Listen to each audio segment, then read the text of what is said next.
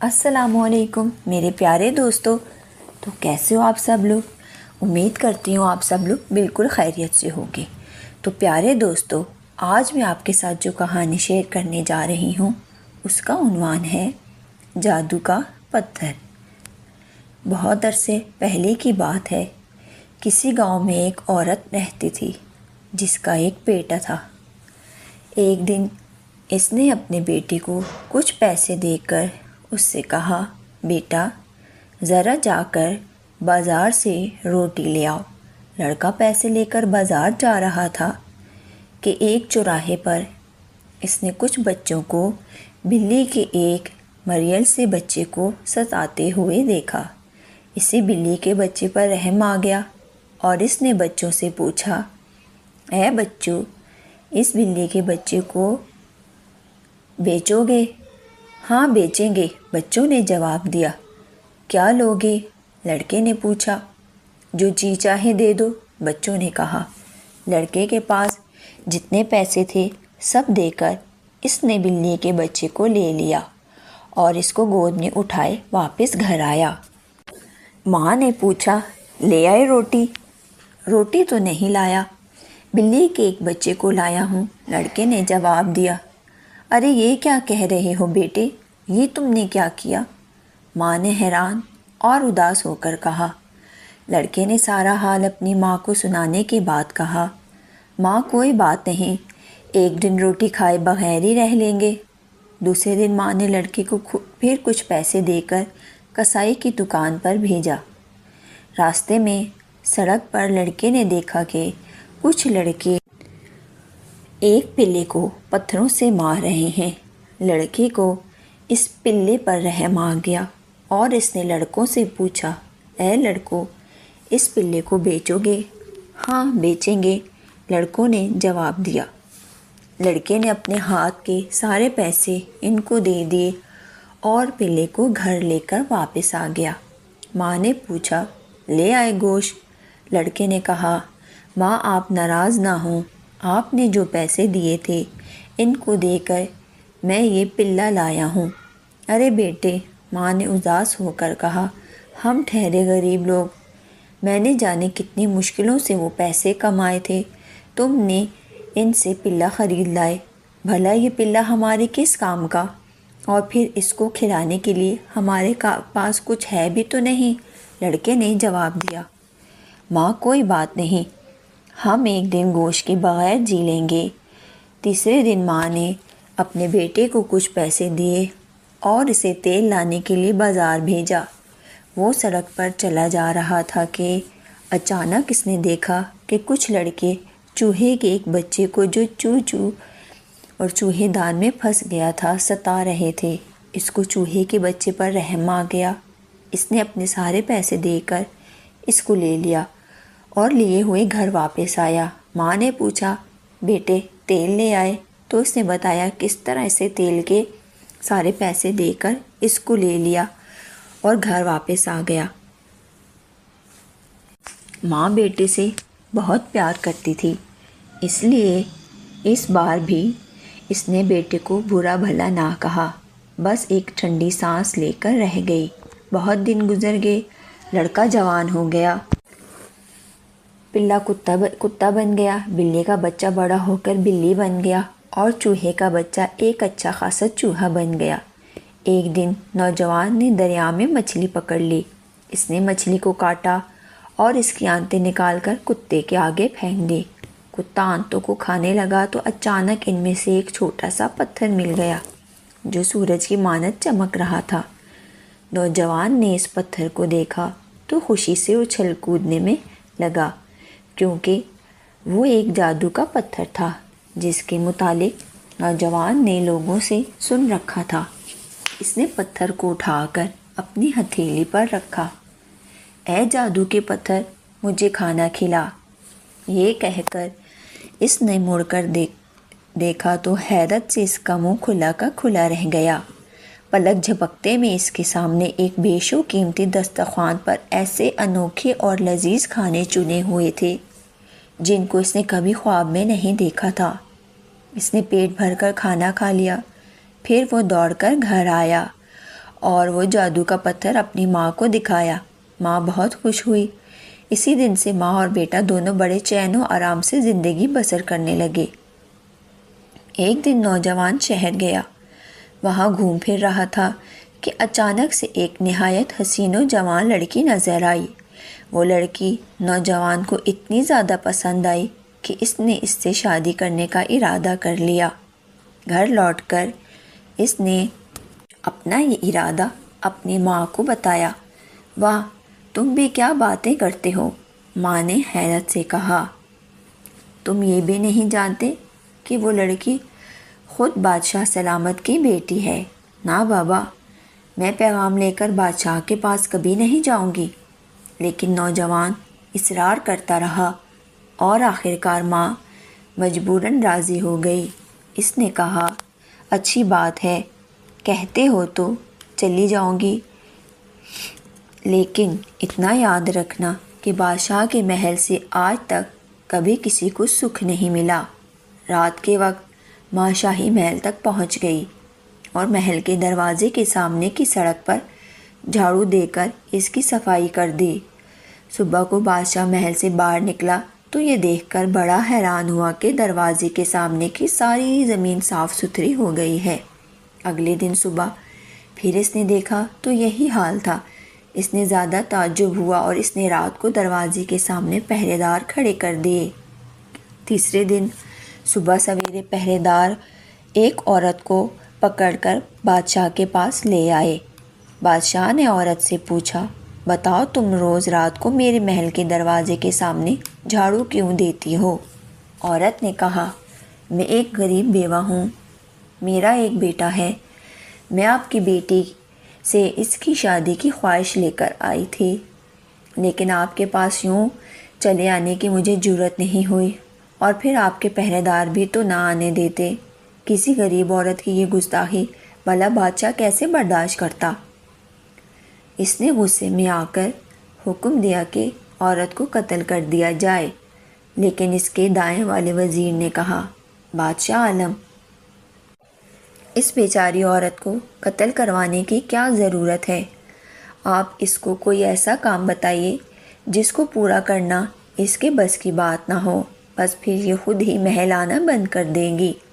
وزیر کی بات بادشاہ کو پسند آئی اور اس نے عورت سے کہا، جاؤ جا کر اپنے بیٹے سے کہنا کہ وہ میری بیٹی سے شادی کے لیے 40 اونٹوں پر سونا لاد کر لائے۔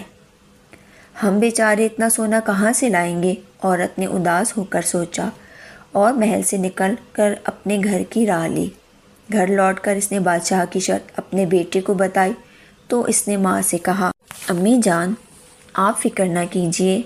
اس نے جادو کے پتھر کو اپنی ہتھیلی پر رکھ کر اس سے کچھ کہا، بس پھر کیا تھا، صبح ہوتے ہی غریب بیوہ کی جھونپڑی کے سامنے سونے سے لدے ہوئے 40 اونٹ کہیں سے آ کر کھڑے ہو گئے۔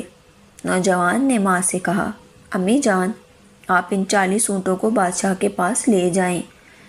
ماں کو بڑا تعجب ہوا، لیکن وہ کچھ کہے بغیر ان 40 اونٹوں کو ہانکتی ہوئی بادشاہ کے پاس لے گئی۔ بادشاہ کو بھی بہت تعجب ہوا، لیکن اس نے فوراً ایک اور حکم صادر کر دیا۔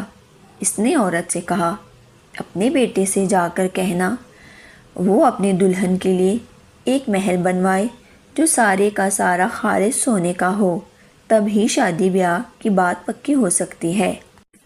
ماں اور زیادہ اداس ہو گئی اور گھر جا کر بادشاہ کی نئی فرمائش اپنے بیٹے کو سنائی۔ نوجوان نے ماں کی باتیں چپ چاپ سن لیں اور پھر اسے کہا، امی جان، آپ فکر نہ کیجیے، خالص سونے کا محل بھی بن جائے گا۔ صبح سویرے دریا کے کنارے ایک عالیشان محل کھڑا ہو گیا جو سارے کا سارا خالص سونے کا تھا۔ ایسا محل اس وقت تک کسی نے نہیں دیکھا تھا۔ ماں نے بادشاہ کے پاس جا کر کہا، بادشاہ عالم، لیجیے محل تیار ہے، ذرا باہر چل کر اس کو دیکھیے تو۔ بادشاہ اپنے وزیروں کے ساتھ باہر آیا اور محل دیکھ کر ہکا بکا رہ گیا۔ اب تو اس کو ٹال مٹول کرنے کی کوئی صورت نظر نہ آئی اور اس نے غریب نوجوان سے اپنی بیٹی کی شادی کر دی۔ بادشاہ کے محل میں ایک چڑیل رہتی تھی۔ اس نے راز معلوم کرنے کا عہد کیا، کہ ایک غریب نے راتوں رات ایسا عالیشان محل کیسے بنوایا، وہ بھی سونے کا۔ یہ عہد کر کے وہ مزاج پرسی کے بہانے شہزادی کے پاس آئی اور اس کو اس بات پر تیار کر لیا کہ وہ اپنے شوہر سے کسی طرح یہ راز معلوم کرے۔ چنانچہ اپنی بیوی کے اصرار پر نوجوان نے بتایا، میرے پاس جادو کا ایک پتھر ہے، اس کی مدد سے میں جو کچھ چاہوں حاصل کر سکتا ہوں۔ تم اس جادو کے پتھر کو کہاں رکھتے ہو؟ بیوی نے پوچھا۔ میں اس کو اپنے منہ میں زبان کے نیچے رکھتا ہوں، نوجوان نے جواب دیا۔ اگلے ہی دن شہزادی نے یہ سب باتیں چڑیل کو بتا دی۔ اسی روز رات کو نوجوان گہری نیند سو گیا تو چڑیل نے آ کر آہستہ سے اس کے منہ سے جادو کا پتھر نکال لیا اور فوراً اس کو حکم دیا، اے جادو کے پتھر، سونے کے محل کو شہزادی کے ساتھ ہی بادشاہ کے باغ میں منتقل کر دو اور غریب نوجوان پہلے جہاں تھا اسے وہیں پہنچا دو۔ ایک ہی لمحہ بعد سونے کا محل بادشاہ کے باغ میں کھڑا تھا۔ نوجوان نے آنکھیں کھولیں تو اس نے دیکھا کہ نہ محل ہے نہ شہزادی، اور وہ خود اپنی بوسیدہ جھونپڑی کے اندر پڑا ہوا ہے۔ پاس ہی اس کی ماں بیٹھی رو رہی ہے اور ایک کونے میں کتا، بلی اور چوہا اس کو دیکھ رہے ہیں۔ ہائے میری بدقسمتی، نوجوان مایوس ہو کر کہہ اٹھا، جادو کا پتھر گم ہو گیا ہے، اب میں کیا کروں؟ یہ کہہ کر اس نے اپنے آپ کو اوندھے منہ مٹی کے فرش پر گرا دیا اور پھوٹ پھوٹ کر رونے لگا۔ کتے، بلی اور چوہے کو نوجوان پر رحم آ گیا۔ ان میں سے ہر ایک اپنے دل میں سوچنے لگا کہ اب آخر کیا کیا جائے۔ وہ سوچ ہی رہے تھے کہ اچانک کتا بھونک اٹھا، بلی میاؤں میاؤں کر اٹھی، چوہا چیں چیں کرنے لگا۔ وہ تینوں دوڑتے ہوئے جھونپڑی سے باہر نکلے اور نظروں سے اوجھل ہو گئے۔ وہ تینوں تمام دن برابر دوڑتے رہے اور شام ہوتے ہوتے بادشاہ کے باغ تک پہنچے۔ انہوں نے نظریں اٹھا کر دیکھا تو دیوار کے اس طرف نوجوان کا سنہرا محل چمک رہا تھا۔ اب ہم کو کسی طرح باغ کے اندر داخل ہونا چاہیے، کتے، بلی اور چوہے تینوں نے آپس میں طے کیا۔ لیکن باغ کی دیواریں اتنی اونچی تھیں کہ ان کو پھاند کر اندر جانا ناممکن تھا۔ سب دروازوں پر اندر سے مضبوط تالے لگے تھے۔ کتا، بلی اور چوہا تینوں دیوار میں کوئی سوراخ تلاش کرنے لگے۔ سوراخ نہ ملا تو وہ تینوں مل کر دیوار کے نیچے زمین میں ایک سوراخ بنانے لگے۔ سب سے پہلے چوہے نے اپنے پنجے کام میں لگا لیے، پھر بلی اور آخر میں کتا اس کی جگہ میں کام میں لگ گیا۔ تھوڑی ہی دیر میں سرنگ تیار ہو گئی۔ پہلے چوہا سوراخ سے ہو کر اندر گیا، پھر بلی بھی اندر چلی گئی، کتا باہر پہرا دینے لگا۔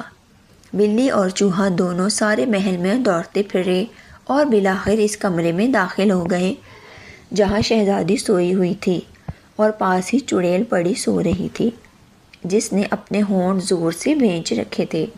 عقل مند چوہا فوراً سمجھ گیا کہ جادو کے پتھر کو اس نے اپنے منہ میں زبان تلے دبا رکھا ہے۔ چوہا دبے پاؤں جا کر چڑیل کی چھاتی پر چڑھ گیا اور وہ اپنی دم کی نوک سے اس کی ناک میں گدگدی کرنے لگا۔ چڑیل نے اپنا منہ کھول کر ایک چھینک ماری اور جادو کا پتھر اچھل کر فرش پر گر پڑا۔ بلی نے فوراً اس کو منہ میں اٹھا لیا اور جب تک چڑیل ہوش سنبھالتی، بلی اور چوہا دونوں سر پر پاؤں رکھ کر بھاگتے ہوئے سوراخ کے راستے باہر سڑک پر آ گئے جہاں کتا ان کا انتظار کر رہا تھا۔ کتے نے فوراً جادو کا پتھر بلی سے لے کر اپنے منہ میں دبا لیا اور تینوں آگے دوڑ پڑے۔ ادھر محل میں کھلبلی مچ گئی، سب پکڑو پکڑو کر کے چیخنے لگے، چور کی تلاش ہونے لگی، لیکن انہیں یہ کیا معلوم تھا کہ جادو کا پتھر کسی کتے کے منہ میں پڑا ہوا ہے۔ کتا، بلی اور چوہا تینوں دوڑتے ہوئے تھوڑی دیر میں دریا کے کنارے پہنچے اور آپس میں اس بات پر بحث کرنے لگے کہ جادو کے پتھر کو اس پار کون لے جائے۔ بلی کہتی تھی، پتھر کو اس پار میں لے جاؤں گی۔ کتا کہتا تھا، نہیں نہیں، تمہیں تو تیرنا بھی نہیں آتا، کہیں اس کو لیے ڈوب ہی نہ جاؤ۔ چوہے کی بھی یہی خواہش تھی کہ جادو کے پتھر کو اس پار میں لے جاؤں۔ تینوں بہت دیر تک بحث کرتے رہے۔ کتا اپنی بات پر اڑا رہا اور پتھر اسی کے پاس رہ گیا۔ تینوں تیرتے ہوئے دریا پار کرنے لگے۔ اچانک کتے نے پانی میں اپنا عکس دیکھ لیا اور کوئی دوسرا کتا خیال کر کے زور سے جو بھونکا تو جادو کا پتھر اس کے منہ سے نکل کر پانی میں گر گیا۔ اسی وقت اچانک کہیں سے ایک بڑی سی مچھلی نکلی اور پتھر کو نگل گئی۔ میں نے کہا تھا نا، پتھر کو تم ہرگز نہ لے جانا، بلی نے مایوس ہو کر کتے سے کہا۔ اب وہ تینوں پریشان تھے کہ کیا کیا جائے، اپنے مالک کے پاس خالی ہاتھ جانا نہیں چاہتے تھے۔ نزدیک میں ماہی گیروں کی ایک بستی تھی۔ وہ تینوں حیران و پریشان چلتے ہوئے اس بستی میں گئے۔ تینوں کو بہت بھوک لگی ہوئی تھی۔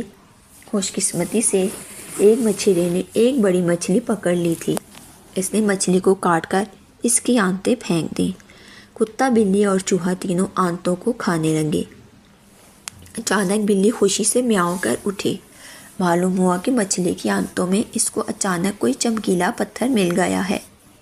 تینوں نے اس کو ذرا غور سے دیکھا تو پتہ چلا کہ انہیں جادو کا پتھر مل گیا ہے۔ تینوں خوشی سے اچھلنے لگے۔ بلی نے پتھر کو اپنے منہ میں لے لیا اور تینوں اپنے گھر کی طرف دوڑ پڑے۔ گھر پہنچتے ہی بلی نے جادو کے پتھر کو نوجوان کے گھٹنوں پر رکھ دیا۔ نوجوان اس کو دیکھ کر خوشی سے پھولا نہ سمایا اور اس نے کتے، بلی اور چوہے تینوں سے کہا، تم لوگوں کا احسان میں جیتی جی نہیں بھولوں گا، اور ہم جیتے جی تمہاری خدمت کرنے کو تیار ہیں، کیونکہ کبھی تم ہی نے ہماری جانیں بچائی تھیں۔